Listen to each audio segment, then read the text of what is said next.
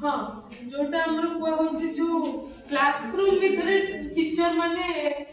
जो हमको back touch करबे एते भी साहस को टीचर करबे कि माने क्लासरूम भीतर तुमको बैक टच करबे फास्ट कथा करो जदी मु सेई कथा कहूची किंतु एते भी माने 90% माने के साहस करबे पिल्ला थिबे ना तो तमे कोडी ना एबे तो हेई जाई छी कोन जणे दिजन पिल्ला तो जो बैक टच कहूछ कि टीचर माने कले सेटा कोन करबो माने तमे सेटा को तो अटैक करि परिबोनी ना सार को ऊपर फर्स्ट अटैक करि परिबोनी तो तमे सेटा कोन करबो रिएक्ट करबो ये माने नहीं माने से हां हां वो माने से माने इंटेंशनली बैक टच कर दिया माने एती येलो कलर टाइप तमे सेटा रिएक्ट करबो कोन माने तमे